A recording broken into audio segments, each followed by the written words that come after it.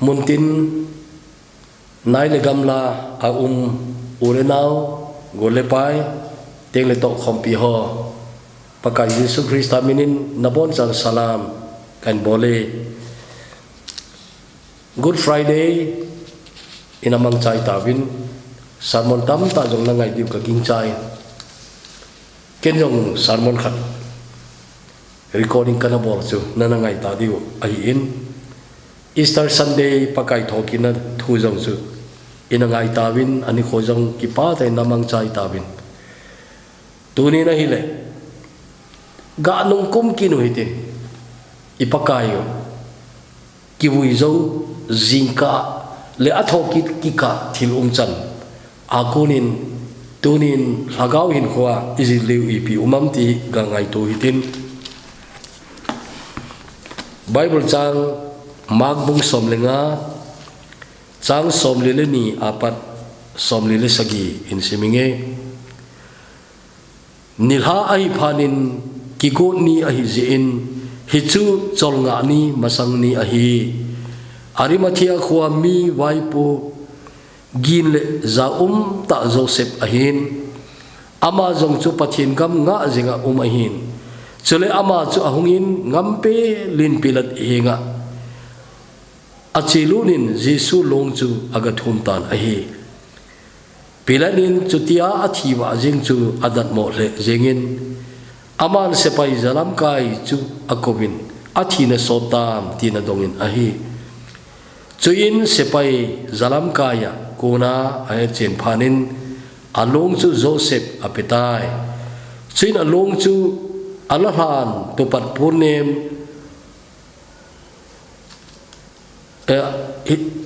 tupat punem achun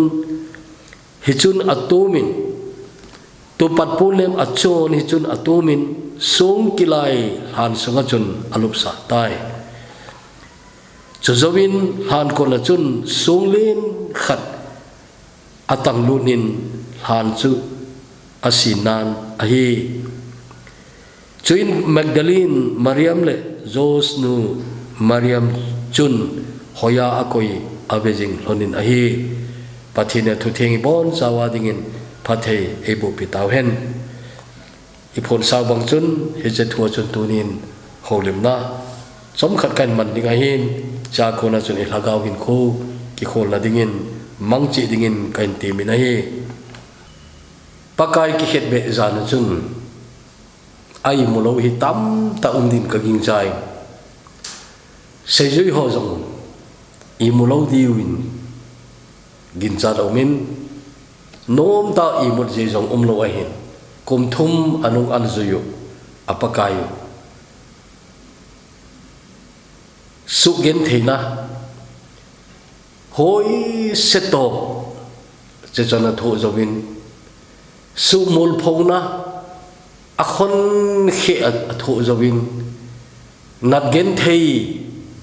akal wal thei lo ding je chana tho jowin cross le ana tho jow tai je chana ki wei jow ta in he che za na hin sei zui ho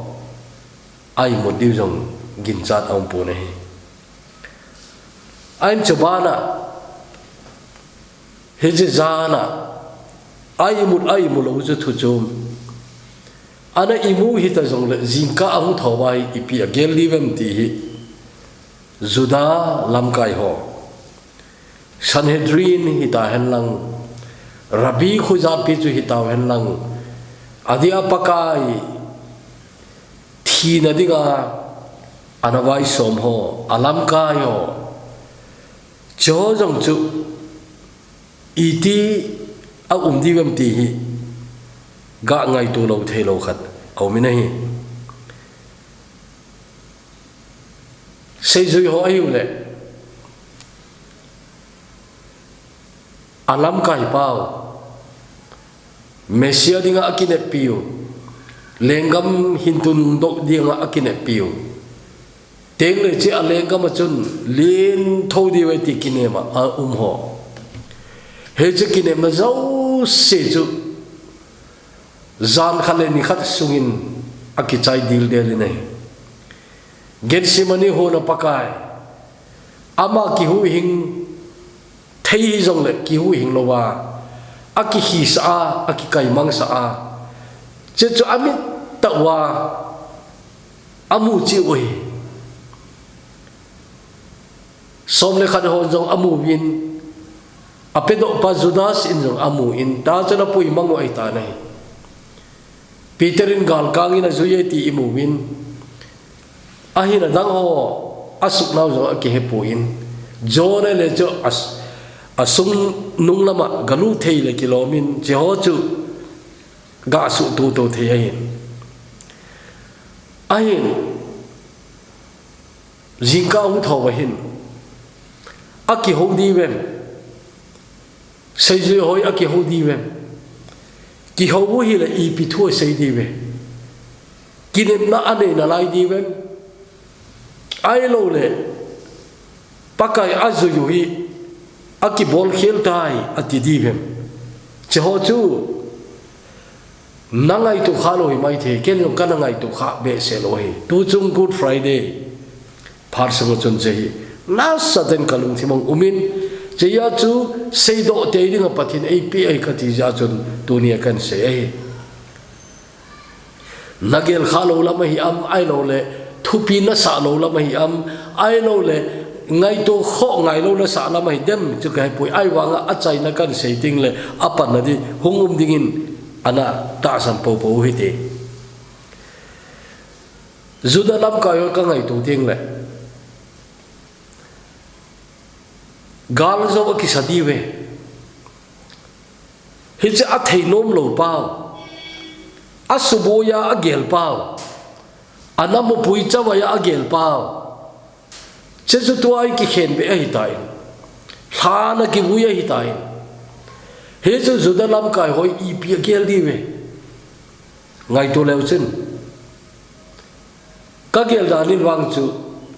nom tai ni movin te ti wang chu ta sanom pone a je chu pakaya ki khet be laya thil chan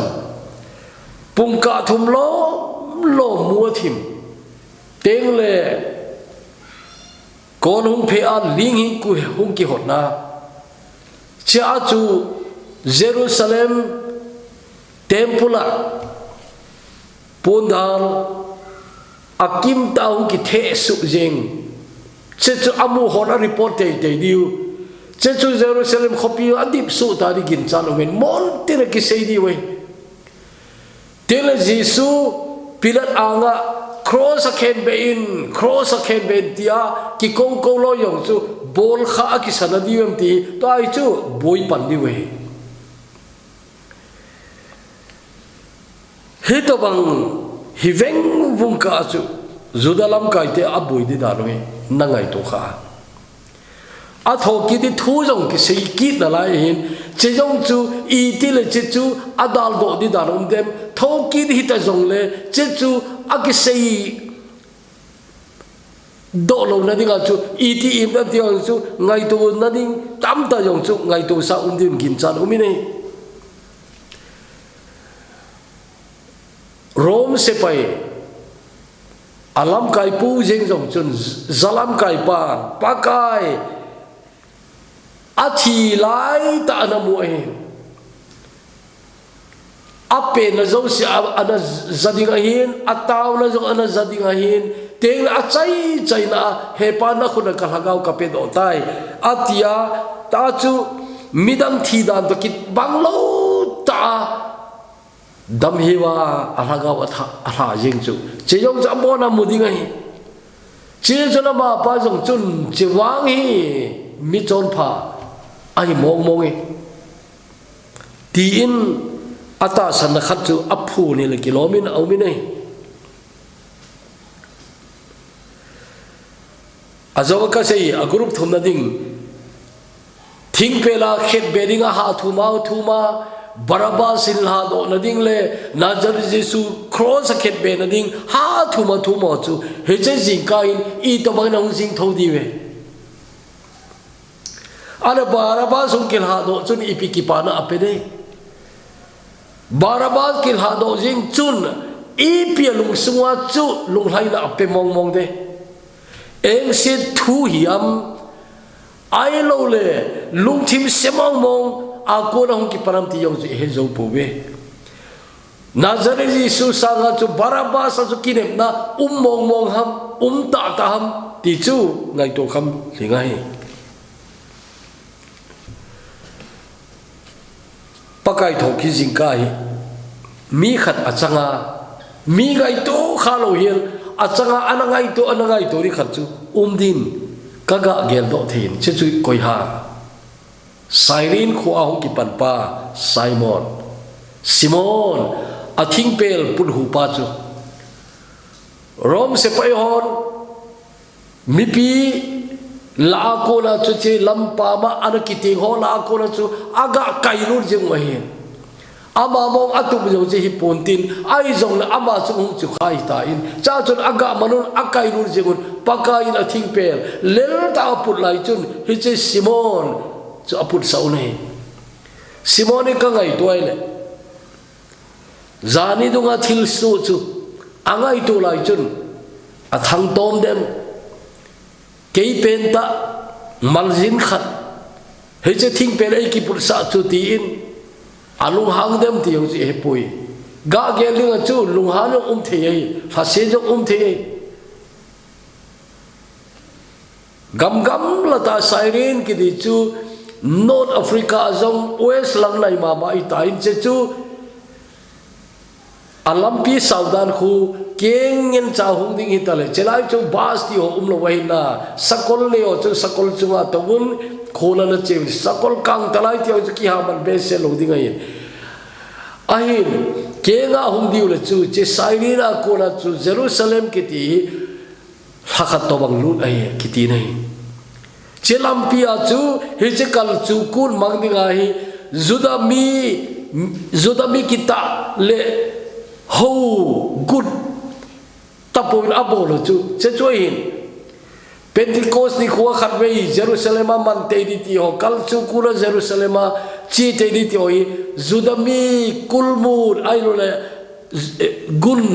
gun ta aho zu yo chun che atu poin cha chun ama zo hi to bang la mi khat chu di ga he ngai to le ipia gel le awa Simon ka ngai to le he che jingka in ipia ngai to dem ti he poi ai ma pakai atho ki da padhin alung song tahin ki pa na hu ta ringai atilin he thiam lo ma le atho la ya chun chol ki sala wang se ki sala thang tom le jong na pakai atho ki ain he hin alung sunga hi ipi lungmon la le ki pa na hu ta dem tele je Simon ka ngai to ale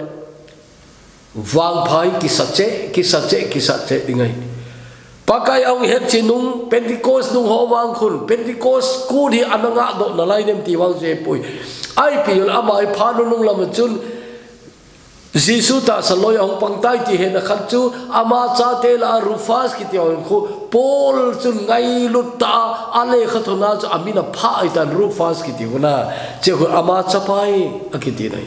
a cha ten pathin hoi ta an ki bu wa ai lo wala chu aman chu anamu tai ti na hin chu di chu tele Simoni ki pa deu de aji chi pam ti le pakai he chen deu de ama testimony mi a sanga hoi zo ding khat ome che chi pi ha kei ka wang pha pe ne pakai Jesu cross su kei man kana pul hu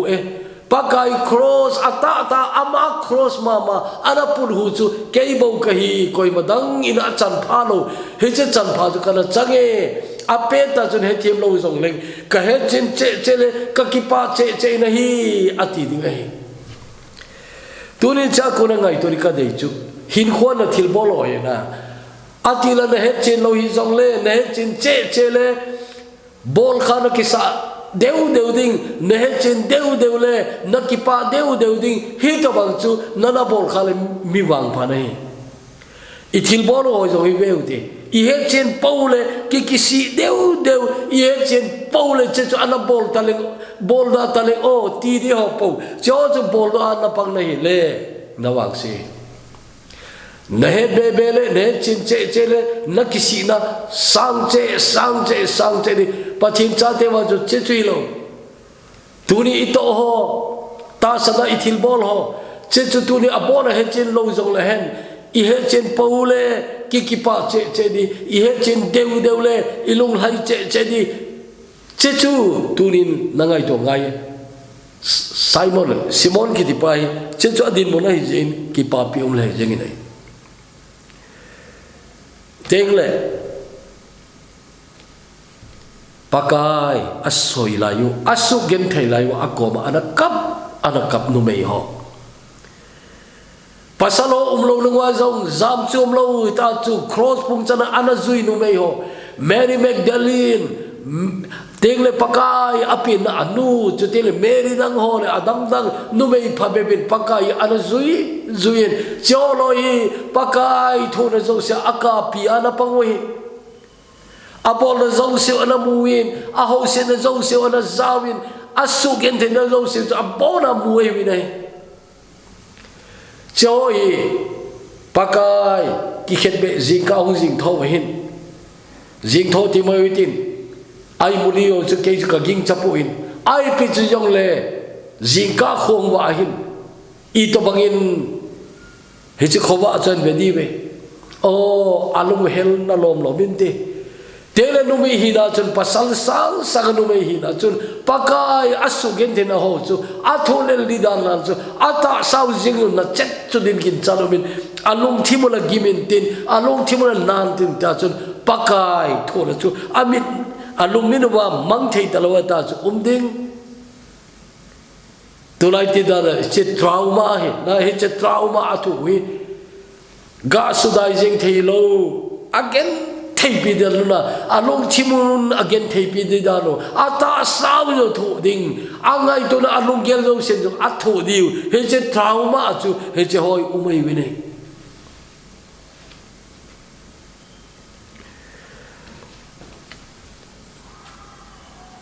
pakai ki buizan azingka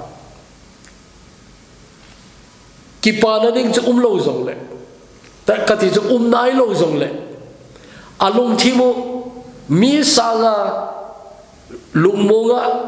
mi sanga lung haina ipi ham khan sei thelo khan nei dinga ka gin cha chu Arimathea khoa Joseph Arhan ot pa chu che pa chu to Arhan abuina chanuwa ana buipi apang Nicodemus John bung thum na lama zana akoma humpa pakai na pin tha te te dikati kidang sain anati pa hi che pai Bible themon ata sandalo chun ama hi secret disciple ti chu agu thima chu pakai anazuya agu thimai pakai anata san cha chu pakai ji sun asai pi banga chu hoi ta pakai I chan ham kha che chin ananei pin tha na ta wa chu lagau thing ang lo na Pentecost ni pin tha la chana na zau khadem ti he poi ai wanga che cross phung chana doi Nicodemus sin pakai chu ta san I chan ham kha anei tai ti chu mon amani Joseph le ahan ma chu pakai long ki se la dinga chu ana ot do ai in along zong chu pilot kom aga thu ma hi in kangai to le cheteni aphar chakhana hi ana pangoi ti kamula chu Joseph ki tipa jong miza ta nei jong mi nei zo ta hi dinga hin aina miza ta mina zabol khani le pila din jong hoi ta he khat hi dinga hi chun long za ga thu mai ana I ngam pu nei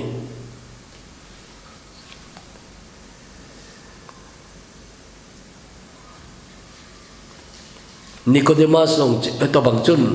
azau na ti dam adin mun opposition tio chu an aman cha ne mun ta an man chai din ama te ni hi pakai long ang ki sil zo azana chun khowain umin tinu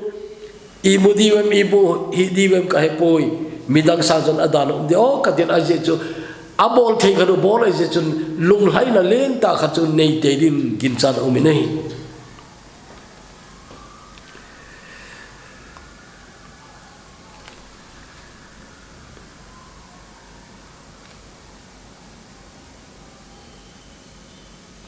Zinka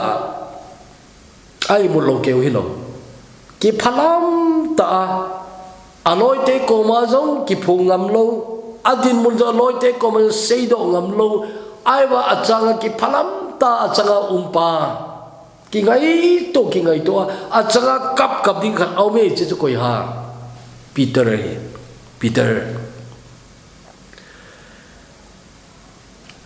a chal au khuna hi pakana sei masa bang chun apakai chu thumbe lo mana sei le tai he cha chalong khong zawa chu polanga ga pod a ha ka ga kap kiti ei bible ke record ai he che pai za nain iti na umdem ngai to la chun sei ju yo chole akide nau thon tio azo bai sei ho bo jo hi ama chu aloi te thu zo si athu na chu bu ma chu ama tai na thu mi nei che chui piam itiale koi ma cha ko ma a sei ngam lo ai wa nga ki phatlam na len ta le themo ki chana len ta ken ka pakai chu kana sei le ai tai ti ngai to na che chu to lungkim ta ding ai ga ngai to te turi cheng sei pi kan se ha thoki jingka thilum chanding to ga su to len ti kanok ai te le che chu to ki zoma a china kan sei ni chu pakai hum thokin masang ipi a chandiu te henai lowa au umlayo sei ju te din mun au tho pakai thokin het phanwa I tabang ki paitam tio aku na chun tuni tu ata sam cha te ei ho kita ata pakai Jesus nazui na ile mi te noi sui na jong na chanding mi te ho se na jong na chanding mi te eng bol na jong na chanding pakai mi thuri janam na chanding ai wang ei ho phar khani chandiu ana ding che chu a chainan sei no kai ja chun toai tu kan sei na ban ta chun thoki jingka chandiu ga gel dau de thoki jingka hin sei jui ho thana ga chi nu mei hon report ahung bolon thana ka chi ule wantil khan al umin ama chu sei jui te kom ga seyun atin wantil in ei hiloi athoki tai nazare jisu thing pela ki thatchu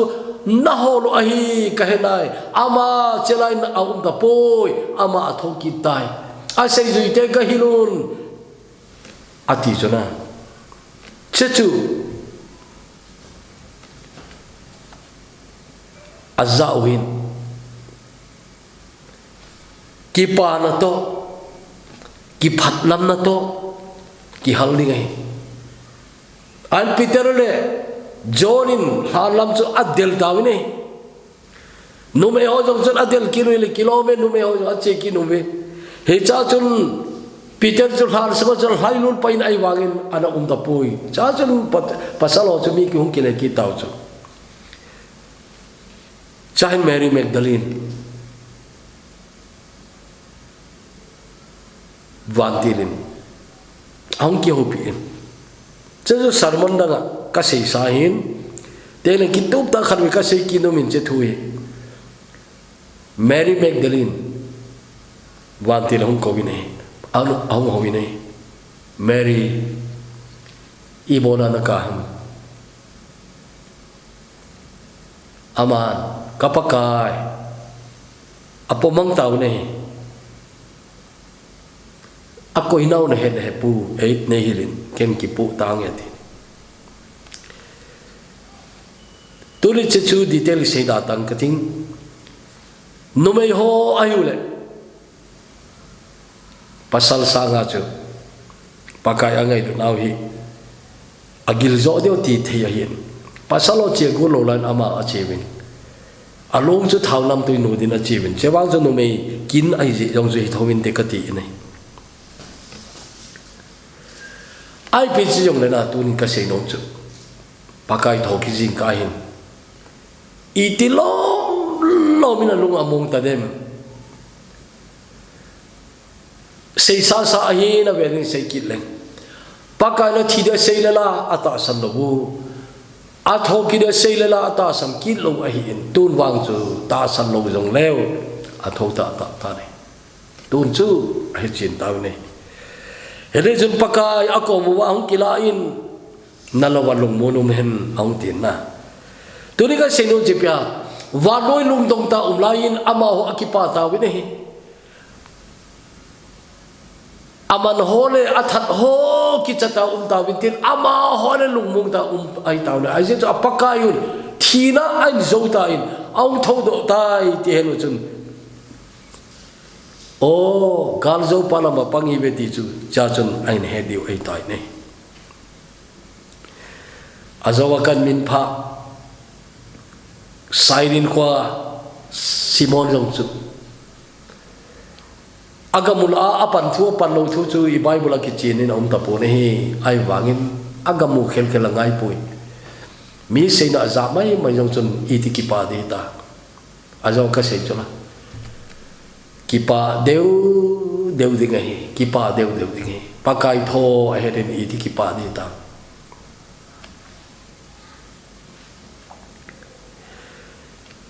Arimathea ko Joseph hi along sungai I tabang lom lung lai na ta dem ka ti chu ni chom chakhat ni thum sung da ding bawa athan ana pedo ai mai nei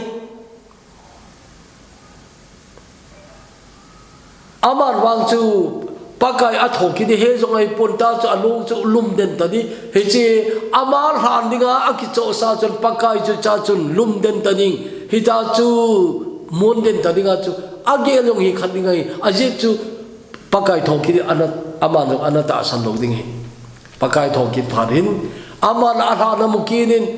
tele pakai chu chun a bowling ta khan na bowling ama influence ni da piladin aza thaidol mi khan ai na achun arhan ding ato do ke wilovin along ga thum do ala jong chu ama cha alam kai ga pangki ai tunin pathin nang position sangta naloi na gol na khan gol sanga sangzo na pe yong a ume ti chu nang na ke ai cho chu tunin na ko ma kan sei nom chu pathin nang ma chan phazo chan chung nung zo asang zo na pe ai le he che na bol the na ho he che na din mun ho chu pakai le ga ma nan man cha ni jong ji de tulai ga mu ki pa ta khat chu I officer len ta pathin ga ma dinga mi ki pi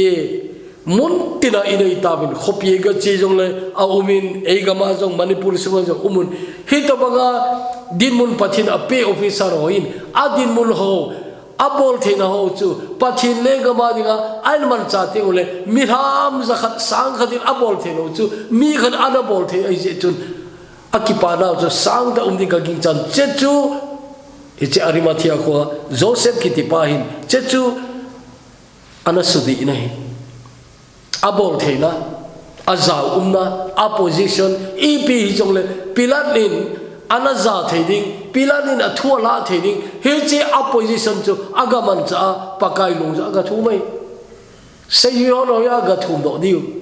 thum mala ma ki cha na ki cha wai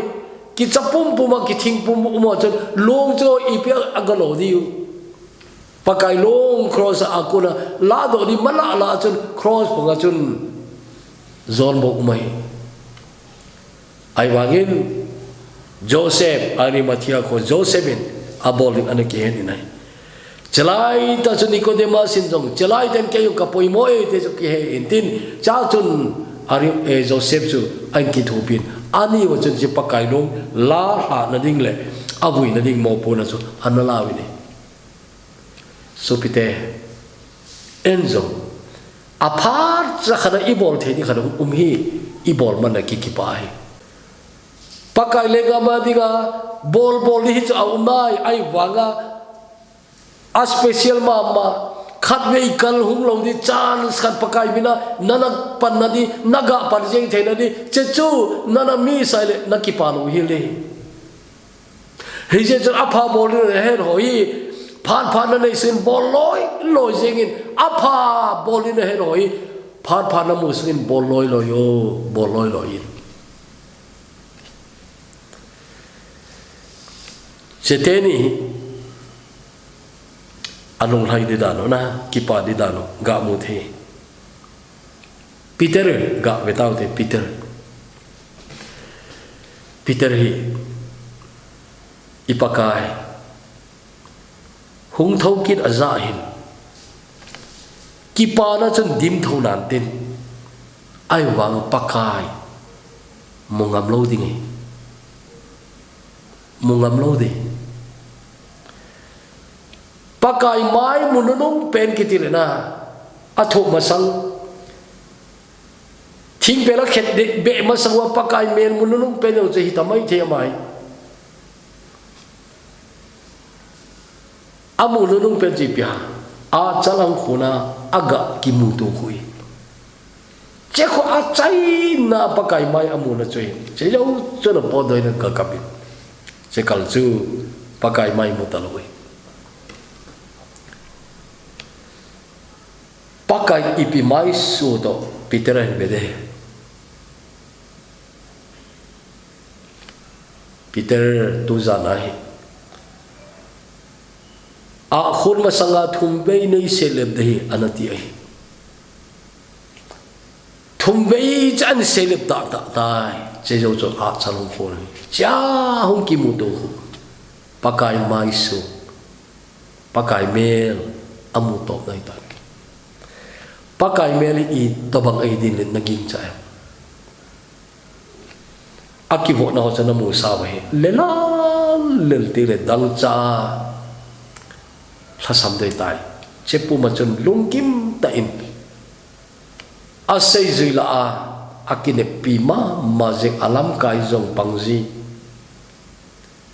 pakain vel tam ta chunga lung haina aphun chepiter chun ama sele phiji chun akibetu na nong peni peter asu min lo de ain pakai thoki tai ti hung ki sein ki papi om dan chu hana hai lut jeng la pangi piteri pakai na pho ji wanga a pho le jong sang the thar khan wang chu satan kanung la machi na ti na a peter hi ngai au dani ki dang khat uma chu nu lo lung hang lo apa kana pho pakai na pho na chu a pho na pang bang asan them chia chu I taban ki phalam jong le na I taban ki phalam jong le pakai thoki na za hun han na ma dilai John channel hai ma sa de wa ka se gen ama anal hai ma sa na John chu har joi den join an hai khelin ai wa ga John anal hung lung chun John cha pa ma nom denin ama hai lu ni nei hi tabang mi chui Peter na ai turin ngai tu Peter long thim ding hi phar khating le avela ka se non ki rahin mul gar ka se recording ana ki bol kha in ka he nahi jong le ki tup ta in ken ka se chin man pon cha chung ka vel se ki no men chu phar khate le se ki nang ka ting tunin hi che thu kan se lo na hi ti hi betongo pakai atho kin masangahin seizui te ju galel kinen mazo se ki chai mi nui sadong hiding hito bang din mo cha umai bi nei hi jong le pakai atho kin phat chun vanoin ki dangasa vanoin ki yong ki cha diu athu jeng yo azawa cho tiu za ding ai wanga akipa chu asei zuite ai ui ta ni tuni ichi thokin masanga ta sancha de chan chu to tu lai ta sancha de chan hi I chan ham khat chu hung ki bang hiu khat chu ta hi nang jong phat ta pakai na chu he le nang jong toy na thu ding mai communist gama muslim gama hito banga ai lo le hindu militant sola RSS sola hata ta sansa de athu khu nang thu phalo mai the nai ai wangin tunin Manipur jenga zongi pakai dei bang ta ama na zui go nai le nang zong na thu kham di thoi na Christian champi ho ki san anga na thu di umai pakai dinga na kipena pakai dinga ama na zui na kipena zia chu mi hon mi thei chim mi thei da mi ngai lo nong i thei to la ja thing ta chu pa chen hoi ta na zui go na le amin mai mai Christian ki teo chu na thei nom lo de mia bang khat bang chu ilam kai ho a ko na jong i tho di na lai mai theng ti chu ho se nai ta ta ai lo noi se nai ta ta alo le eng bol nai ta ta na tho di mai thei ana tunin ta samsa te pakai min ipi na tho jong le pathian thang wai na ji chu sei zui te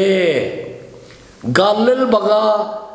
ana ta jong le tho ki jing ka pakai gal zon hong ki copy ta i bang chun tunin pakai lopi ta hong ki le ki teng le lopi ta e hoi la to ni te le rap char ni khuana sum ko na câu đông tiếngเลยấy họ đi ngã giống kỳ pa na chăm kim se tan tin cha chun nang tunian na eng bol lo sen na da ha giống koi na he ne tuni na ko sugen thei tuni hin eng bol ji go giống na da ha di hitamai thi pakai mi na tho di ngoi na tho di bang ben tho in lung hada in jeng hi in lang na lung neu sa hi in tho tun tunin na tho tun tunin aje chu pakai hum kinanin nai rapture ni khu ta sanchan te kine na chung langa a o in za ding ei ko na sum kon kin in za ding teng le wo ki khena chi to ding he teng chole le se na tho zo se chun hin zui ta lo ding he che sang zo pakai ki pa na mai chang mu dinga alung hai na mel mu dinga chu la to na dingai tai he teng chole na ki pa na sang ta di tao na neu di hepa nuk se thim pathim ka ki pa we tunin ka pakayu ke ho chon si zo si puwa ana thi na Good Friday kana mang chai ta me sermon zo tam ta kana ngai ta me a tho kit na agal zo na lo pi ta zong chu kana mang zo ta men he che thua ki hil na thu tam pi zong kana ngai zo ta be ai tunin pakai ahun do la chun ka ga nong kum ki do abangin ahimongin che dinga chun tunin che sermon kan si mai pakai na cha te ka wang phawe ka he chin po le ki pa che na ding he chalam pi chu nei puilut tawin tuni hin kapakaw si su athoki masanga sei ji ho galel bang ta ina ohun athok jing ka pa chuna galel na ki copy te hi ta bangut tuni ni che khang hi che phar ho chu ano rong zau ta in ke ho ton ka nga wai le ho in puji su ke ho ei pui ding ahung ki ding che chu nga ka hi win